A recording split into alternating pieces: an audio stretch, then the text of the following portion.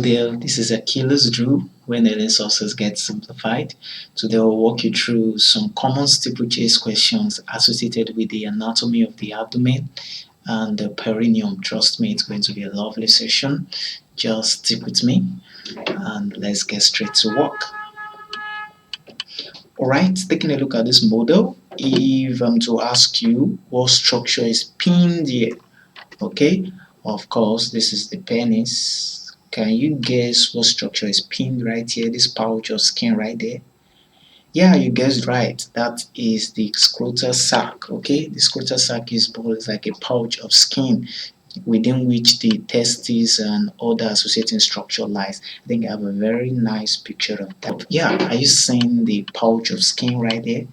Let me get my marker, the one I'm shading green. Okay, that's the scrotal sac, otherwise called the scrotum. They mean the same thing. Okay, it's a pouch of skin enveloping the testes and other underlying structures. Right, so that's that about that. Let's move straight to our next model.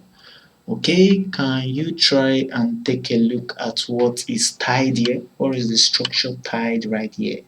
Okay, I'm circling it red now. Can you take a look at that structure? What is it? Can you guess? Let me give you a hint. This structure right here is the testes. Okay, let me get a green marker. Are you seeing the structure? That's the testes. So can you guess what structure this is? The one tied right here. Yeah, you guessed right. That's the spermatic cord. Okay, the spermatic cord is a very important structure joining the testes, passing through the inguinal canal, and going to the urethra and other associating structures. Okay, so the spermatic cord is what is tied right here. Let me get you a very nice picture. Yeah, are you seeing this up here? This is the spermatic cord. There is the spermatic cord. Okay, it is coming all the way from the testes, conducting the vas deferens and a number of vessels.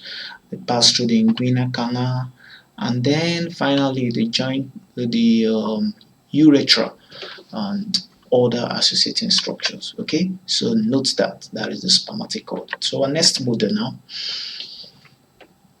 This is still the male perineum.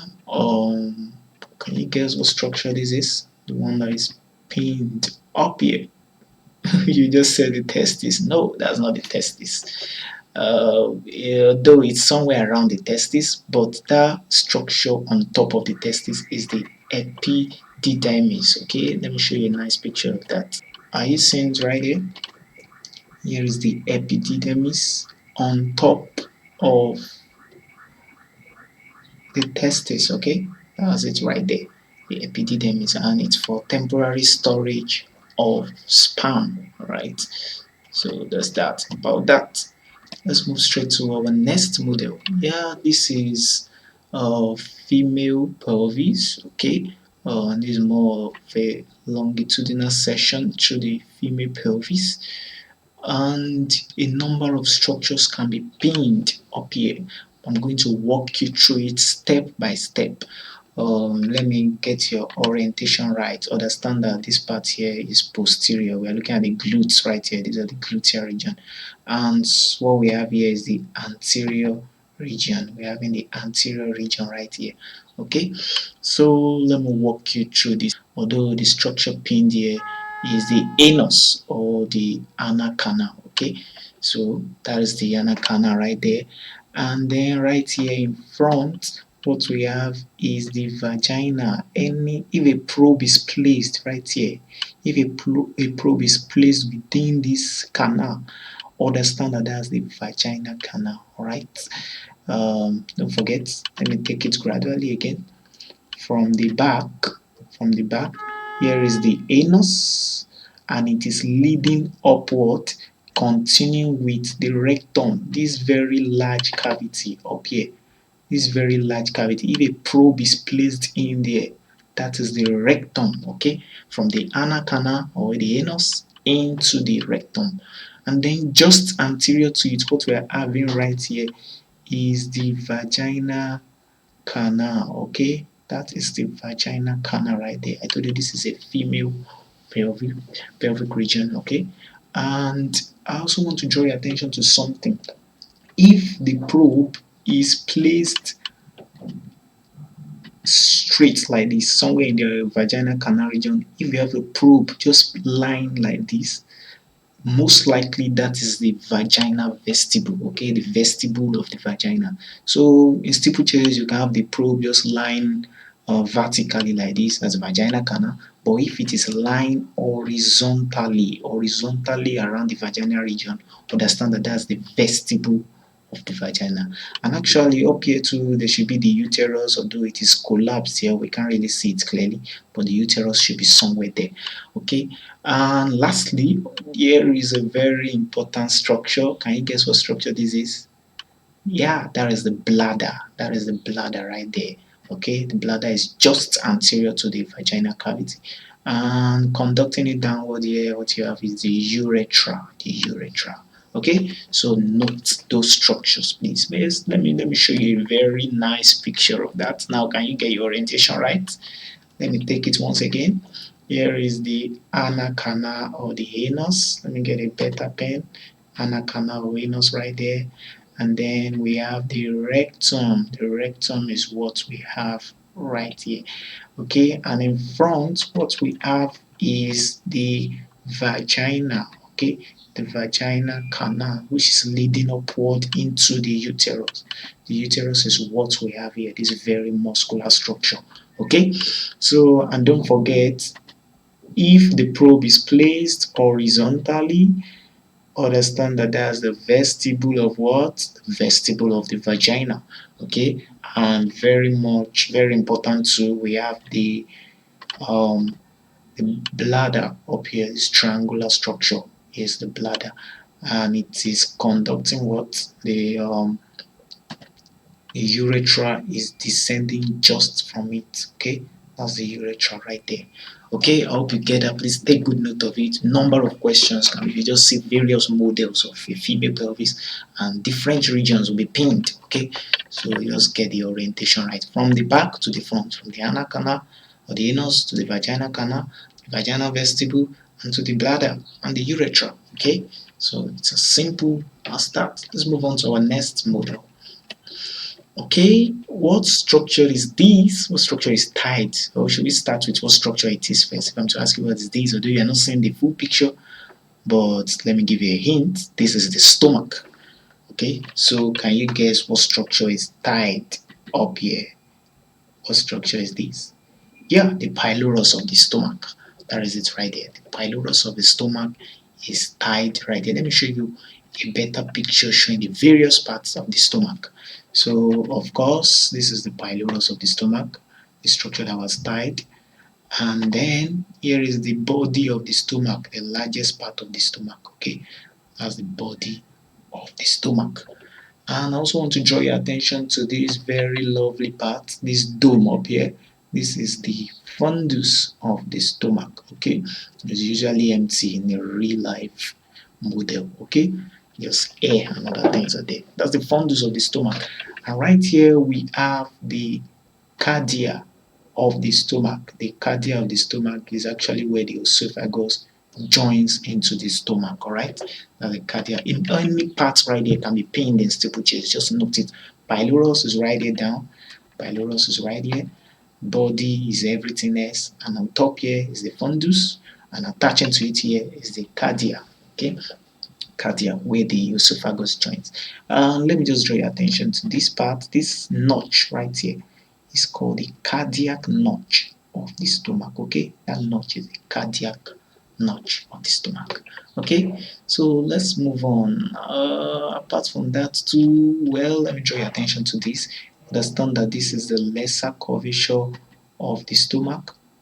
This region right here is the lesser curvature of the stomach, while the larger one behind here is the greater curvature of the stomach, and they have different blood supply. So in steeplechase, sometimes they pin these regions. For example, the greater curvature, it can be pinned, the lesser curvature too can be pinned, and you'll be asked to identify the blood supply to the region.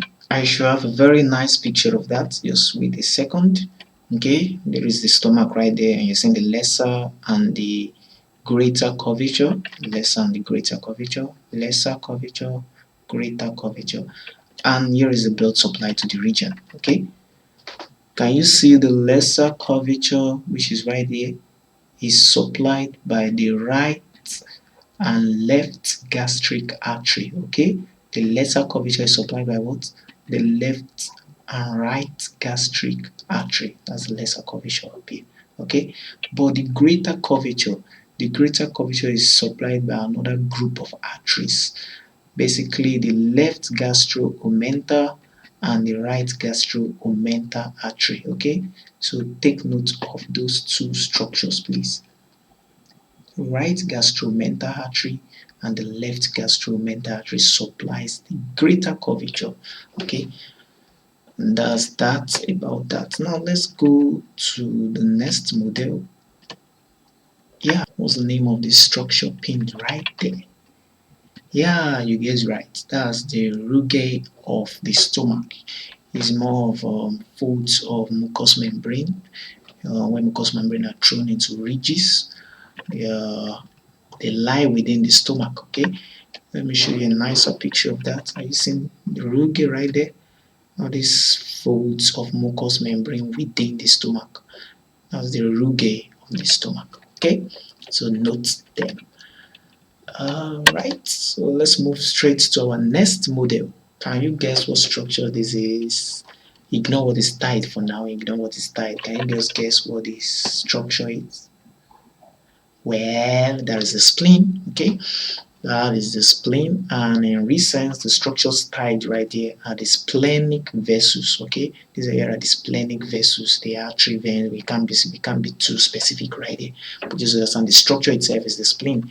Let me show you a better picture. Yeah, this is another picture from Kenop, very beautiful picture. And you're seeing the spleen, a very important lymphatic organ, and there is this depression right here, this very large depression. You have to note it. That's the gastric impression of the spleen. Okay, that's the gastric impression of the spleen. It's more or less like a shallow groove into the body of the spleen. Okay, so yeah, we're seeing the labeled structure right here. Going over it again, here is the gastric impression into the spleen. Although we have other smaller impression, we have the colic impression right here. Colic impression is right there. But I want you to take note of the gastric impression, because once you see the gastric impression, you will know it is the gastric impression. It is the largest and it is very obvious. Okay, so let me also draw your attention to the splenic vessels. Lastly, here are the splenic vessels made up of the splenic artery and the splenic vein. Okay, so that's that about that. So our next model now. Yeah, what structure is this? A bean-shaped structure. Let me give you a hint. It has two poles. Can you guess? Yeah. Here is the kidney. Ignore what is pinned here for now. This structure right here is the kidney. It is bean shaped. Alright, so if I'm to ask you what is the name of this structure pinned on top of the kidney, the name of the structure pinned on top of the kidney. Yeah, that is the suprarenal gland. That's a very important endocrine gland located on top of the kidney. Are you seeing a better picture right here? Here is the kidney, of course. The kidney is right there, and there is always this suprarenal gland on top of it. A very important endocrine gland. It has an inner medulla outer cortex. Very important. Okay, so note that. So whenever you see a model of a kidney and a structure on top of the kidney is pinned, most likely it's the suprarenal gland. So let's go to the kidney proper now. Within the kidney too, a number of structures can be pinned and you'll be asked to identify it. Although this picture is not too clear, just bear with me. But right here, they are pinning the outermost layer of the kidney. The outermost layer. Within the kidney too, there are some triangular or pyramidal structures. And now, I'll walk you through everything right now. So here is a better picture of what we have up here. Here is just one side. Now I want you to follow me and take note of everything I will say. On the outside, okay, on the outside right here, what we have is the renal cortex, okay, everything on the outside right there, the margin of the kidney, those are structures of the renal cortex, okay. But within, deep to it, what we have are the renal medullary structures, okay. This is the renal medulla, everything inside the renal medulla, and it's relatable. If you check the brain has an outer cortex, inner medulla. Even the suprarenal gland, there is always an outer cortex and an inner medulla. So the same is applicable to the kidney. There is a outer cortex within which lies deep to it we have the renal medulla, okay. Now within this renal medulla, some structures too can be pinned. For example, now this part can just be pinned. I'm shading it blue right there, shading it blue. Are you noting it? That's the renal pyramid, okay. If this structure is just pinned, if you have it pinned, okay, that's the renal pyramid, okay. And between two renal pyramid lies a renal column, okay. Let me shade the renal column green now. This part right here, between the two adjacent renal pyramid, we have this renal column, which is more or less like a projection of the renal cortex into the renal medulla. So we have the renal column separating renal pyramids, okay. Take note of all those, please. Renal pyramid, renal column, right? Renal cortex, outermost part, okay. Let me draw your attention to this very large prominent structure, the renal pelvis, okay. Here is the renal pelvis, and it leads to the what? It leads to the ureter, okay. So that's that about that. Okay, what other thing? I think I have a nice picture right here too. Okay, seeing the ureter right there going to form the pelvis, and then the renal cortex on the exterior part, and you're seeing the various pyramid. Here is one pyramid, here is another pyramid, and then between them is lying this renal column. The renal column is what is between them, and of course everything you have outside is the renal cortex. Sometimes too the renal vessels too can be pinned, renal vein, renal artery, renal nerve. They can be pinned too. So take note of all those structures. Alright, let's move on to our next model now. Well, I didn't get a very nice picture of the small intestine, but just bear with me as I use this picture. So here is the small intestine made up of three parts: the duodenum, the jejunum, and the ileum. One common steeplechase question associated with the small intestine would be, what is the blood supply to this structure? What is the blood supply to this region? Well, the small intestine has two blood supply, especially the duodenum. It has blood supply, arterial supply from the celiac artery, and it also have arterial supply from the superior mesenteric artery. So blood supply to the small intestine, it's of two folds: celiac artery, superior mesenteric artery. Another question that could be asked would be, what is the length of this structure? The length of the small intestine is about 7 meters long, okay. It's a very long structure. Okay, now coming down to the next model. Well, this is a picture of the large intestine. The large intestine is made up of an ascending column, transverse column, descending column, sigmoid column, and all. Okay, so but I want to draw your attention to this small structure right here. Can you guess what structure this is? Yeah, you guys right. That is the appendix. Okay, the appendix is a common steeplechase question. It will be pinned and you'll be asked to identify what it is. Okay, so that is the appendix.